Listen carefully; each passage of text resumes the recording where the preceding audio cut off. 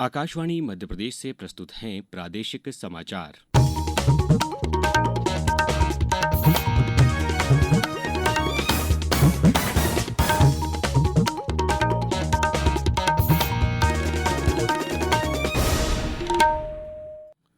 नमस्कार, समाचारों के साथ मैं अभिषेक कटियार। सबसे पहले इस बुलेटिन के मुख्य समाचार।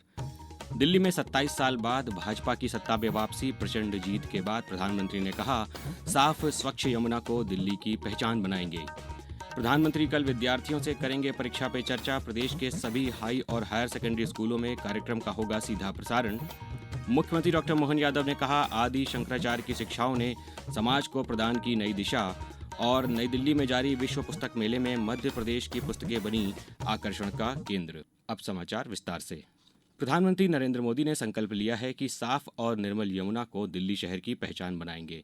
कल दिल्ली में विधानसभा चुनाव नतीजों के बाद भाजपा मुख्यालय पहुंचे श्री मोदी ने कहा कि दिल्ली का तो अस्तित्व ही मां यमुना जी की गोद में पनपा है।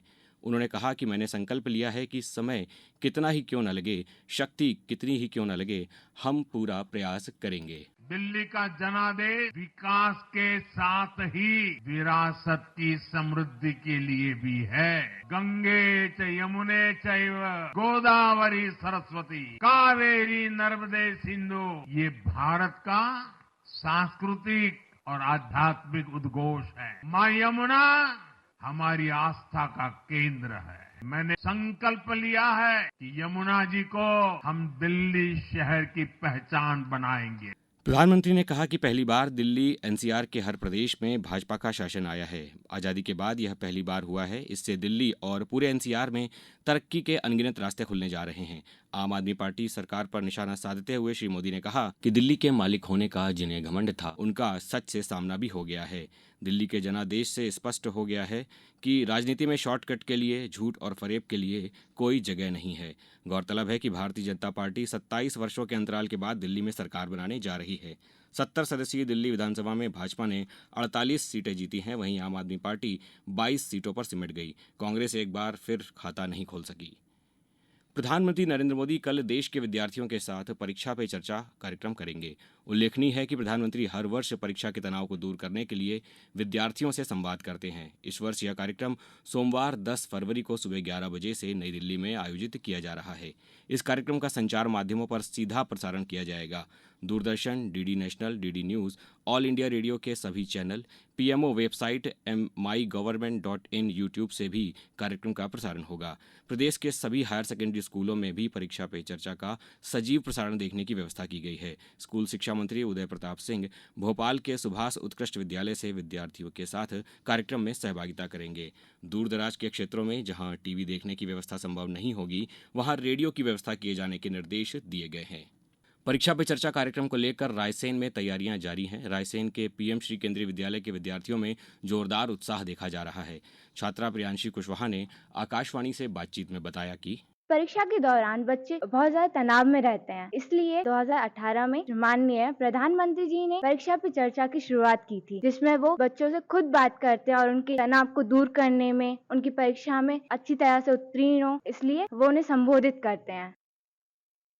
वहीं छिंदवाड़ा के शासकीय उत्कृष्ट विद्यालय में भी काफी उत्साह है। विद्यालय के छात्र प्रज्वल कुकड़े ने बताया कि मेरा नाम प्रज्वल कुकड़े है और मैं कक्षा 12वीं का छात्र हूँ। जो परीक्षा का नाम सुनते ही छात्र के मन में तनाव आने लगता है, जिससे घबराहट होती है। माननीय नरेंद्र मोदी जी जो कार्यक्रम करते हैं वो हमारे लिए बहुत उपयोगी होता है। उससे परीक्षा का तनाव कम हो जाता है। परीक्षा के चर्चा जो कार्यक्रम है वो हर बच्चे को देखना चाहिए।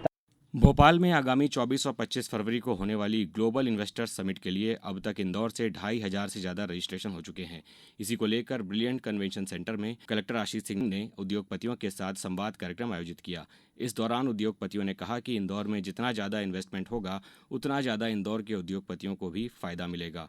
कलेक्टर आशीष सिंह ने बताया कि विदेशों से आने वाले इन्वेस्टर्स के लिए एयरपोर्ट पर विशेष काउंटर बनाए गए हैं। यहां से उन्हें समिट से जुड़ी जरूरी जानकारियां और सुविधाएं उपलब्ध कराई जाएंगी। अब समाचारों में वक्त है एक ब्रेक का। ये समाचार आप आकाशवाणी मध्य प्रदेश से सुन रहे हैं। ये समाचार बुलेटिन YouTube पर Madhya Pradesh news all India radio channel पर और Facebook साथ ही X प्लेटफॉर्म पर AIR न्यूज भोपाल पेज पर सुने जा सकते हैं। इसके अलावा आप हमारी वेबसाइट newsonair.gov.in पर अथवा न्यूज ऑन AIR ऐप पर भी समाचार सुन सकते हैं।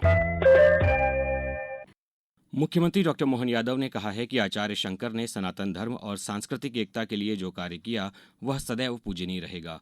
डॉक्टर यादव कल प्रयागराज में आचार्य शंकर सांस्कृतिक एकता न्यास संस्कृति विभाग मध्य प्रदेश शासन द्वारा अद्वैत वेदांत दर्शन के लोक व्यापीकरण एवं सार्वभौमिक एकात्मता की संकल्पना के उद्देश्य से महाकुंभ क्षेत्र में स्थापित आचार्य शंकर के जीवन दर्शन पर केंद्रित शंकरो लोक शंकर कथा शुभारंभ कार्यक्रम को संबोधित कर रहे थे। इस दौरान मुख्यमंत्री ने कहा कि आचार्य शंकर ने भारत को एकता के सूत्र में पिरोया। आचार्य शंकर ने कहाँ केरल का वो कालड़ी जैसा छोटा सा स्थान, कहाँ माँ रेवा के किनारे आकर के महाराज जी की उस छोटी सी आयु में कितना अद्भुत लगता है। लेकिन ये इतनी बड़ा एक स्वर्णिम इतिहास भी है जिसको पुनर्जीवन की आवश्यकता केवल एक पक्ष से नहीं सभी पक्षों से, और आज उसकी और ज्यादा आवश्यकता पड़ जाती है जब हम एकात्मता की बात करते हैं। उन्होंने अपने प्रत्येक क्षण को जिस पुरुषार्थी भाव से जी करके वर्तमान की देश की सांस्कृतिक एकता के लिए काम किया, सनातन धर्म के लिए काम किया, आज भी चराचर जगत में उस बात के लिए सदैव उनकी पूजा करते रहेंगे, उनका स्मरण करते रहेंगे, सदैव हमको आनंद देते रहेंगे। सामाजिक न्याय और अधिकारिता मंत्री डॉक्टर वीरेंद्र कुमार ने प्रधानमंत्री अनुसूचित जाति अभ्युदय योजना पीएम अजय के लिए कल नई दिल्ली में केंद्रीय सलाहकार समिति की बैठक की अध्यक्षता की। बैठक में योजना की प्रगति की समीक्षा की गई और अनुसूचित जाति के सामाजिक आर्थिक उत्थान के लिए कार्यनीति पर ध्यान केंद्रित किया गया। उप मुख्यमंत्री राजेंद्र शुक्ल ने कहा है कि मुख्यमंत्री कन्यादान योजना गरीब परिवारों के लिए वरदान है। गरीब परिवार की बेटियों की शादी की समस्त जिम्मेदारी सरकार की है। प्रशासन द्वारा सभी व्यवस्थाएं की जाती हैं और धूमधाम से कन्याओं का विवाह और निकाह होता है। रीवा में आयोजित सामूहिक विवाह कार्यक्रम में 362 जोड़े दाम्पत्य सूत्र में बंधे। श्री शुक्ल ने नवविवाहित जोड़ों को आशीर्वाद देते हुए कहा कि यह सरकार गरीबों, किसानों, बेटियों और युवाओं की सरकार है। श्री शुक्ल ने कहा कि प्रदेश में मातृ व शिशु मृत्यु दर को कम किए जाने में सभी को सहभागी बनना होगा। नई दिल्ली में भारत मंडपम में चल रहे नई दिल्ली विश्व पुस्तक मेले में मध्य प्रदेश की पुस्तकें खास आकर्षण का केंद्र बनी हुई हैं। मेले में हॉल नंबर 2 में R59 में शासन के पर्यटन विभाग और संस्कृति विभाग का संयुक्त स्टॉल, मध्य प्रदेश हिंदी ग्रंथ अकादमी का स्टॉल के साथ लगाया गया है।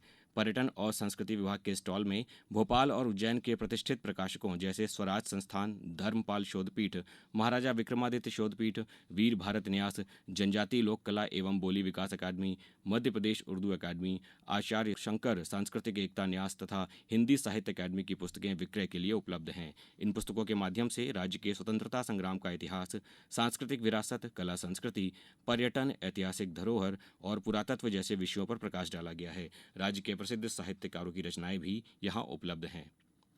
सरकार ने प्रयागराज में जारी महाकुंभ में राष्ट्रीय वयोश्री योजना के अंतर्गत 12,000 से अधिक बुजुर्गों और दिव्यांगों को निःशुल्क सहायक उपकरण उपलब्ध कराए हैं।